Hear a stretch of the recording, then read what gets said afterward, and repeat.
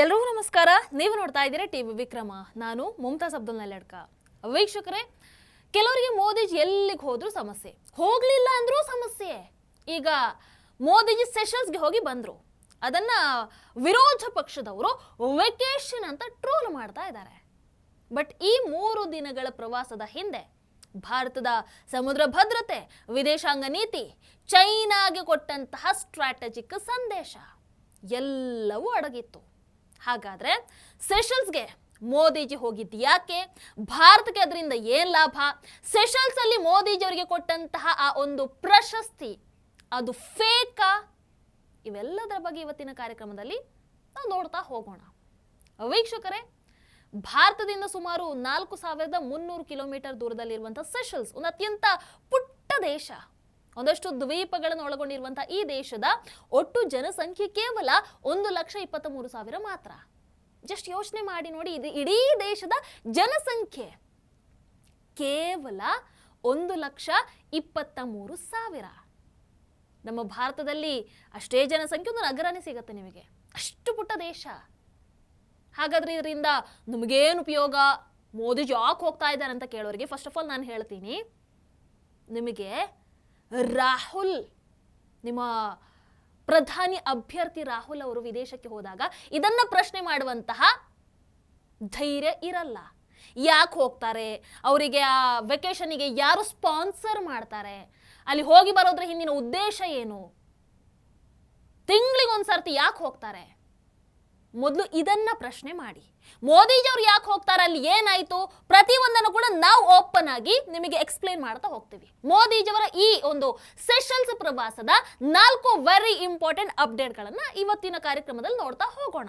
ಮೊದಲನೆಯದು, ಭಾರತ ಮತ್ತು ಸೆಷಲ್ಸ್ ಮಧ್ಯೆ ಈಗ 9 ಮಹತ್ವದ ಒಪ್ಪಂದಗಳಿಗೆ ಸಹಿ ಬಿದ್ದಿದೆ. ಎಷ್ಟು ಹೇಳಿ? 9. ಯಾಕೆ ಮೋದಿಜಿ ಹೋದ್ರು? ನೀವು ಹೋಗಿ ಸೈನ್ ಹಾಕ್ತಾ ಇದ್ರಾ? ಇಲ್ಲ ಅಲ್ವಾ? ಮೋದಿಜಿ 9 ಒಪ್ಪಂದಗಳಿಗೆ ಸಹಿ ಹಾಕಿ ಬಂದಿದ್ದಾರೆ. ಭಾರತ ಸೆಷಲ್ಸ್ಗೆ ಒಂದು fast petrol vessel, 10 utility vehicle, 5 ಆಧುನಿಕ ಪೆಟ್ರೋಲ್ ಬೋಟ್ಗಳನ್ನು ಉಡುಗೊರೆಯಾಗಿ ಕೊಟ್ಟಿದೆ. ಅಷ್ಟೇ ಅಲ್ಲ, ಭಾರತ ಸೆಷಲ್ಸ್ಗೆ 1,250 ಕೋಟಿ ರೂಪಾಯಿಯ ಸಾಲ, ಅದರ ಜೊತೆಗೆ 6 ಆಂಬ್ಯುಲೆನ್ಸ್, 500 ಮೆಟ್ರಿಕ್ ಟನ್ ಅಕ್ಕಿ, 8,500 ಮೆಟ್ರಿಕ್ ಟನ್ ಸಿಮೆಂಟ್ ನೆರವಿನ ರೂಪದಲ್ಲಿ ಕೊಟ್ಟಿರುವಂಥದ್ದು. ಯಾಕೆ ಇಷ್ಟೆಲ್ಲ ಕೊಡ್ತಾ ಇದೆ, ಏನಿದ್ರೆ ಹಿಂದಿನ ಉದ್ದೇಶ? ಮುಂದೆ ಹೋಗ್ತಾ ಹೋಗ್ತಾ ನಿಮಗೆ ಅರ್ಥ ಆಗತ್ತೆ. ಇಲ್ಲಿ ಆಗಿರುವಂತ ಇನ್ನೊಂದು ದೊಡ್ಡ ಬೆಳವಣಿಗೆ ಏನು ಅಂತಂದ್ರೆ, ಇನ್ನು ಮುಂದೆ ಭಾರತದ UPI ಪಾವತಿ ವ್ಯವಸ್ಥೆ ಕೂಡ ಸೆಷಲ್ಸ್ ಅಲ್ಲಿ ಕಾರ್ಯನಿರ್ವಹಿಸುತ್ತೆ. ಎರಡನೇದು, ಪ್ರಧಾನಿ ಮೋದಿಜಿ ಸೆಷಲ್ಸ್ನ ಸ್ವಾತಂತ್ರ್ಯ ದಿನಾಚರಣೆ ಕಾರ್ಯಕ್ರಮದಲ್ಲಿ ಮುಖ್ಯ ಅತಿಥಿಯಾಗಿ ಭಾಗವಹಿಸ್ತಾರೆ. 1976ರ ಜೂನ್ 29ನೇ ತಾರೀಕು ಸೆಷಲ್ಸ್ ಬ್ರಿಟನ್ ಇಂದ ಸ್ವಾತಂತ್ರ್ಯವನ್ನ ಪಡ್ಕೊಳ್ಳುತ್ತೆ. ಈಗ ಆ ದೇಶಕ್ಕೆ ಸ್ವಾತಂತ್ರ್ಯ ಸಿಕ್ಕಿ 50 ವರ್ಷ ಕಂಪ್ಲೀಟ್ ಆಗಿದೆ. ಹಾಗಾಗಿ ಈ ಸುವರ್ಣ ಮಹೋತ್ಸವದ ಅಂಗವಾಗಿ ಅಲ್ಲಿ ಪೆರೇಡ್ ನಡೆಯುತ್ತೆ. ಆ ಪೆರೇಡ್ ಅಲ್ಲಿ ಅಸ್ಸಾಂ ರೈಫಲ್ಸ್, ಭಾರತೀಯ ನೌಕಾಪಡೆಯ ಮಾರ್ಚಿಂಗ್ ಬ್ಯಾಂಡ್ ಭಾಗವಹಿಸುತ್ತೆ. ಅಂದ್ರೆ ಸೆಷಲ್ಸ್ ನ ಸ್ವಾತಂತ್ರ್ಯ ದಿನಾಚರಣೆ, ಬಟ್ ಅದರಲ್ಲಿ ಭಾರತದ ಭದ್ರತಾ ಪಡೆಗಳು ಹೆಜ್ಜೆಯನ್ನು ಹಾಕುವಂಥದ್ದು. ಎಂತಹ ಹೆಮ್ಮೆಯ ಕ್ಷಣ ಅಲ್ವಾ? ಎರಡೂ ದೇಶಗಳ ಮಧ್ಯೆ ಆ ಸ್ನೇಹ, ಆ ಸಂಬಂಧ ಎಷ್ಟರ ಮಟ್ಟಿಗೆ ಸ್ಟ್ರಾಂಗ್ ಇದೆ ಅನ್ನುವಂಥದ್ದಕ್ಕೆ ಇದೇ ದೊಡ್ಡ ಉದಾಹರಣೆ ಅಂತಂದ್ರೆ ಖಂಡಿತವಾಗ್ಲೂ ತಪ್ಪಾಗಲ್ಲ. ಇನ್ನು ಮೂರನೇ ಪ್ರಮುಖ ವಿಚಾರ, ಮೋದಿಜಿ ಸೆಷಲ್ಸ್ನ ಸಂಸತ್ತನ್ನ ಉದ್ದೇಶಿಸಿ ಭಾಷಣವನ್ನ ಮಾಡ್ತಾರೆ. ವಿಶೇಷ ಅಂತಂದ್ರೆ ಸೆಷಲ್ಸ್ ಸಂಸತ್ತನ್ನ ಉದ್ದೇಶಿಸಿ ಭಾಷಣವನ್ನ ಮಾಡಿದಂತಹ ಮೊದಲ ಭಾರತೀಯ ಪ್ರಧಾನಿ ನನ್ ಅದರ್ ದ್ಯಾನ್ ಮೋದಿಜಿ. ನಾಲ್ಕನೆಯದು, ಪ್ರಧಾನಿ ಮೋದಿಜಿ ಅವರಿಗೆ ಸೆಷಲ್ಸ್ನ ಅತ್ಯುನ್ನತ ನಾಗರಿಕ ಗೌರವ Guardian of the Blue Horizon ಪ್ರಶಸ್ತಿಯನ್ನ ನೀಡಿ ಗೌರವಿಸಲಾಗತ್ತೆ.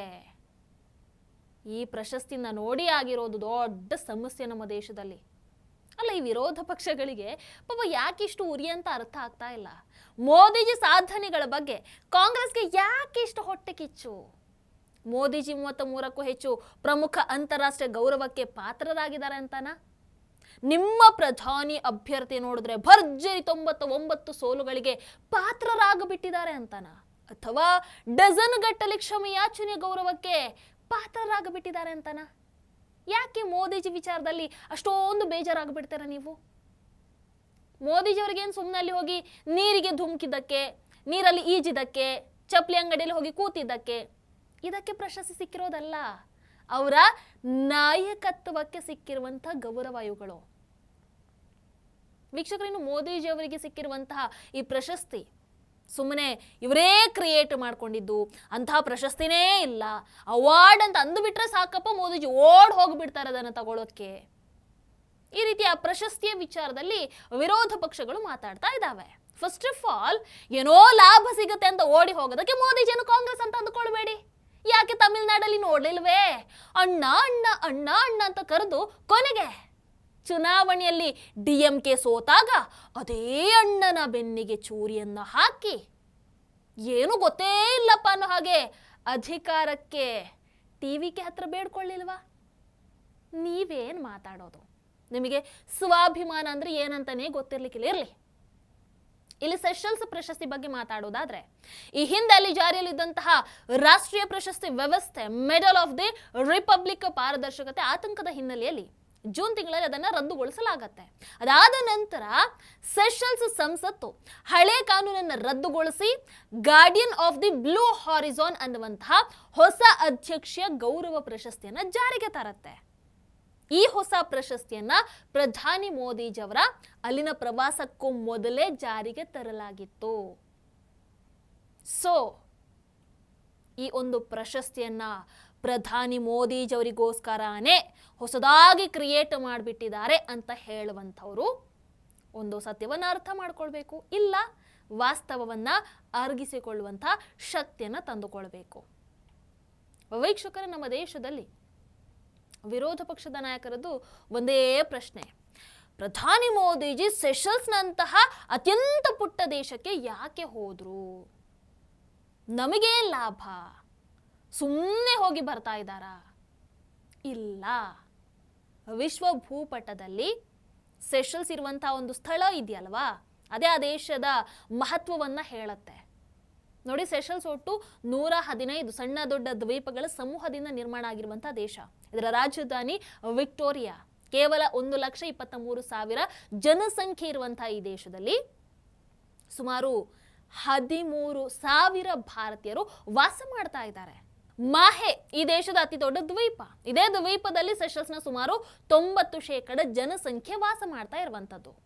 ಈ ದೇಶದ ಒಟ್ಟು ಭೂ ವಿಸ್ತೀರ್ಣ 445 ಚದರ ಕಿಲೋಮೀಟರ್ ಮಾತ್ರ, ಜಸ್ಟ್ 445. ಆದರೆ ಇದರ ಸಮುದ್ರ ಆರ್ಥಿಕ ವಲಯ ಸುಮಾರು 14 ಲಕ್ಷ ಚದರ ಕಿಲೋಮೀಟರ್ ವ್ಯಾಪ್ತಿಯಲ್ಲಿ ಹರಡ್ಕೊಂಡಿರುವಂಥದ್ದು. ಇದು ಈ ದೇಶದ ಅತಿ ದೊಡ್ಡ ಶಕ್ತಿ. ಮೂರ್ತಿ ಚಿಕ್ಕದಾದರೂ ಕೀರ್ತಿ ದೊಡ್ಡದು. ಸೆಷಲ್ಸ್ನ ಒಟ್ಟು ಸಮುದ್ರ ಆರ್ಥಿಕ ವಲಯ ಭಾರತದ ರಾಜಧಾನಿ ದೆಹಲಿಯ ವಿಸ್ತೀರ್ಣಕ್ಕಿಂತ ಸುಮಾರು 944 ಪಟ್ಟು ದೊಡ್ಡದು. ಅಂದ್ರೆ ಜನಸಂಖ್ಯೆ ಕಡಿಮೆ ಇದ್ರೂ ಕೂಡ ಈ ದೇಶ ತನ್ನ ಅಧೀನದಲ್ಲಿ ಅತ್ಯಂತ ವಿಶಾಲವಾಗಿರುವ ಸಮುದ್ರ ಪ್ರದೇಶವನ್ನ ಹೊಂದಿದೆ. ಸೆಷಲ್ಸ್ ಆಫ್ರಿಕಾದ ಪೂರ್ವ ಕರಾವಳಿಯಿಂದ ಸುಮಾರು 1,500 ಕಿಲೋಮೀಟರ್ ದೂರ ಹಿಂದೂ ಮಹಾಸಾಗರದ ಪಶ್ಚಿಮ ಭಾಗದಲ್ಲಿದೆ. ಹಿಂದೂ ಮಹಾಸಾಗರ ವಿಶ್ವದ ಅತ್ಯಂತ ಬಿಡುವಿಲ್ಲದಂತಹ ಸಮುದ್ರ ಮಾರ್ಗಗಳಲ್ಲಿ ಒಂದು. ಭಾರತದ ಸುಮಾರು 95% ಸಮುದ್ರ ವ್ಯಾಪಾರ ಇದೇ ಹಿಂದೂ ಮಹಾಸಾಗರದ ಮಾರ್ಗದ ಮೂಲಕ ನಡೆಯುತ್ತೆ. ಸೆಷಲ್ಸ್ ಇರುವಂತಹ ಈ ಮಾರ್ಗದ ಮೂಲಕ ಯುರೋಪ್, ಪಶ್ಚಿಮ ಏಷ್ಯಾ, ಆಫ್ರಿಕಾದಿಂದ ಸಾವಿರಾರು ಹಡಗು ಏಷ್ಯಾದ ಬೇರೆ ಬೇರೆ ದೇಶಗಳಿಗೆ ಸಂಚಾರವನ್ನ ನಡೆಸುತ್ತೆ. ಹಾಗಾಗಿ ಈ ದೇಶಗಳ ಜೊತೆಗೆ ಭಾರತ ಒಂದು ಒಳ್ಳೆ ಸಂಬಂಧವನ್ನ ಇಟ್ಕೊಂಡ್ರೆ ಭಾರತೀಯ ಹಡಗುಗಳಿಗೆ ಈ ಪ್ರದೇಶದಲ್ಲಿ ಸಂಚಾರ ಮಾಡುವಂಥದ್ದು ಇನ್ನಷ್ಟು ಸುಲಭ ಆಗಿರುತ್ತೆ, ಇನ್ನಷ್ಟು ಸೇಫ್ ಆಗಿರುತ್ತೆ. ಇಲ್ಲಿ ಪ್ರತಿಯೊಂದು ಭಾರತೀಯ ಹಡಗು ಸೆಷನ್ಸ್ ಪಕ್ಕದಲ್ಲೇ ಹೋಗುತ್ತೆ ಅಂತ ಹೇಳೋದಲ್ಲ. ಹಿಂದೂ ಮಹಾಸಾಗರದಲ್ಲಿ ಯಾವುದೇ ತುರ್ತು ಪರಿಸ್ಥಿತಿ ಎದುರಾದ್ರೆ ಅಥವಾ ಸಂಕಷ್ಟ ಎದುರಾದ್ರೆ ನಮ್ಮ ಹಡಗೇನಿದೆ ಅದು ಈ ಸೆಷಲ್ಸ್ ದೇಶದಲ್ಲಿ ನಿಲ್ಲಬಹುದು ಅಥವಾ ಅಲ್ಲಿಂದ ಅಗತ್ಯ ನೆರವನ್ನ ಪಡ್ಕೊಳ್ಳಬಹುದು. ಒಟ್ಟಾರೆಯಾಗಿ ಹೇಳೋದಾದ್ರೆ ಈ ದೇಶ ಭಾರತಕ್ಕೆ ಕಾರ್ಯತಂತ್ರದ ದೃಷ್ಟಿಯಿಂದ ಮಹತ್ವದ್ದು. ಹಾಗಾಗಿ ಸೆಷಲ್ಸ್ ಜೊತೆಗೆ ಉತ್ತಮ ಸಂಬಂಧ ಇಟ್ಕೊಳ್ಳುವಂಥದ್ದು ಭಾರತಕ್ಕೆ very very very very important. ಇದನ್ನು ಯಾರು ಅರ್ಥ ಮಾಡಿಸ್ತಾರೆ? ನಿಮಗೆ ಗೊತ್ತಲ್ವಾ, ಇತ್ತೀಚಿನ ದಿನಗಳಲ್ಲಿ ಹಾರ್ಮೋಜ್ ಜಲಸಂಧಿಯ ಪರಿಸ್ಥಿತಿ ಏನಾಗಿತ್ತು ಅಂತ, ಆ ಮಾರ್ಗವನ್ನ ಇರಾನ್ ಯಾವ ರೀತಿ ಒಂದು ಕಾರ್ಯತಂತ್ರದ ಅಸ್ತ್ರದ ಹಾಗೆ ಬಳಸ್ಕೊಳ್ತಾ ಅನ್ನುವಂಥದ್ದನ್ನ ಇಡೀ ಜಗತ್ತೇ ನೋಡ್ಬಿಟ್ಟಿದೆ. ಹಾಗಾಗಿ ಫ್ಯೂಚರ್ ಅಲ್ಲಿ, ಭವಿಷ್ಯದಲ್ಲಿ ಇಂಥ ಪುಟ್ಟ ಪುಟ್ಟ ದೇಶಗಳು ಅವುಗಳ ಸುತ್ತಲಿನ ಸಮುದ್ರ ಮಾರ್ಗಗಳು ಇನ್ನಷ್ಟು ಮಹತ್ವವನ್ನು ಪಡ್ಕೊಳ್ಳುತ್ತೆ.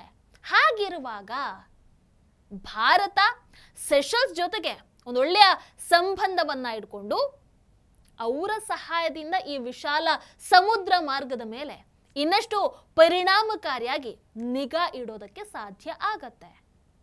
ಅದರ ಜೊತೆಗೆ ಯಾವುದೇ ಭದ್ರತಾ ಸವಾಲು ಎದುರಾದ್ರೂ ಕೂಡ ಅದನ್ನು ಸಮರ್ಥವಾಗಿ ಎದುರಿಸುವಂತ ಸಾಮರ್ಥ್ಯ ಭಾರತಕ್ಕೆ ಹೆಚ್ಚಾಗತ್ತೆ.